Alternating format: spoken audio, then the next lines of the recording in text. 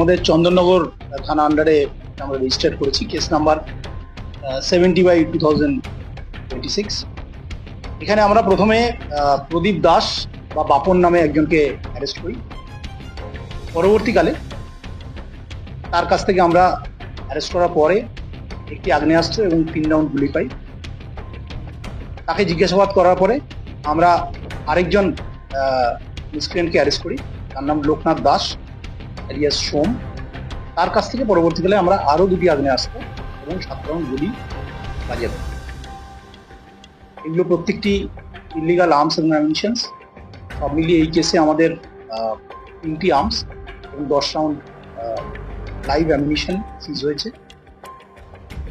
সিজারের পরে 2জন আসামিকে আমরা কোর্টে প্রডিউস করি, পিসি ক্লিয়ার করি। কোর্টের তরফ থেকে আমাদেরকে 5 দিনের পিসি অ্যালাউ করা হয়েছে। পিসি পিরিয়ডে আমরা এসে আরো কারা কারা জড়িত আছে এদের সাথে, যে আর্মস আসছে, কি কারণে এই আর্মস এসছে, আরো ধরনের আর্মস চিন্তারে সবিস্তারে আমরা জিজ্ঞেস করি। এরপর দ্বিতীয় যে কেসের কথা বলবো, এটা প্রথম কেসটা আমি যে বললাম এটা চন্দননগর থানায় রুজু হয়েছে। দ্বিতীয় কেসটি রুজু হয়েছে গুজরা থানায়। এখানে আমাদের ডানলপ ব্রিজের কাছে মেইন রোডের ওপরে আপ্যায়ন বলে একটি হোটেল আছে। এই হোটেলে আমাদের কাছে কমপ্লেন জমা পড়ে যে এখানে মধুচক্র চালানো হচ্ছে। কমপ্লেনে 3 জনের নাম ছিল, তার মধ্যে একজন পুরুষ, একজন মহিলা। 3 জন ব্যক্তিকে আমরা ডিটেইন করি। এর মধ্যে পুরুষ যে আছেন অর্থাৎ বাপি হালদার, তিনি এই যে হোটেলটি আছে, যেখানে এই হোটেল নিয়ে আপ্যায়ন নিয়ে অভিযোগ, তার প্রোপ্রাইটার। বাকি 2জন মহিলা, তারাও ওই কাজের সাথে যুক্ত বলে অভিযোগ করা হয়েছে। তবে যেহেতু তারা মহিলা, সাধারণভাবে আমরা মহিলাদেরকে ভিকটিম হিসেবে এই অভিযোগ পাওয়ার পরে আমরা ইমোরাল ট্রাফিক প্রিভেনশন অ্যাক্ট এর সুনির্দিষ্ট ধারায় কেস রুজু করি এবং তদন্ত চলাকালীন এই 3 জনকে ডিটেইন করা হয় এবং কোর্টে ফরওয়ার্ড করা হয়। এর মধ্যে মূল অভিযুক্ত অর্থাৎ বাপি হালদার, তিনি হোটেলের প্রোপ্রাইটার, তাকে আমরা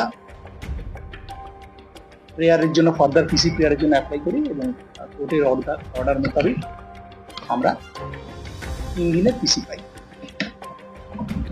আইটিপিএ একটা কেস হলে সেই কেস অনুসন্ধানের কিছু নির্দিষ্ট নিয়ম আছে।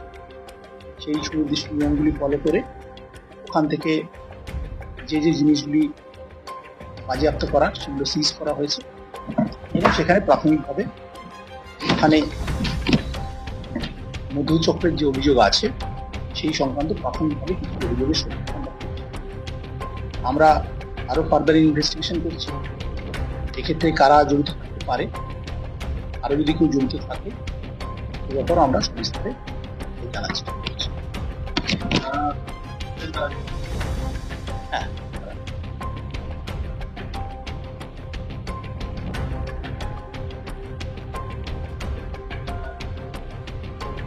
আমরা যাদেরকে অ্যারেস্ট করেছি তাদের কাছ থেকে আমরা কিছু তথ্য পেয়েছি।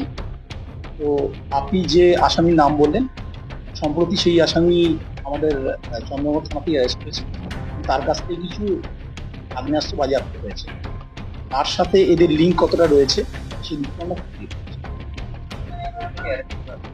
এদের দুজনের বাড়ির এরিয়া থেকে অ্যারেস্ট করা হয়েছে। একজনের প্রদীপ দাস এলিয়াস বাপন যিনি আছেন, তার বাড়ি হচ্ছে মহানন্দা কলোনি এলাকায়।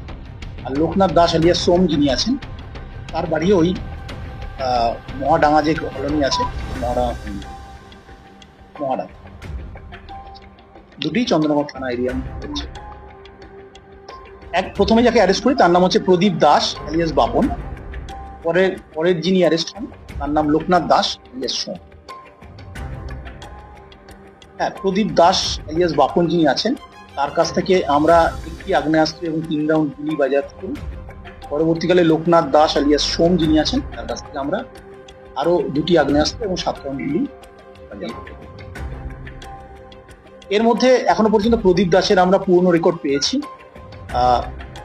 লোকনাথ দাসের পূর্ণ রেকর্ড কি আছে সে ব্যাপারে আমরা এখনো আমাদের খোঁজ চালিয়ে যাচ্ছি। যত ইনভেস্টিগেশন এগোবে আমরা আরো বেশি এই ব্যাপারে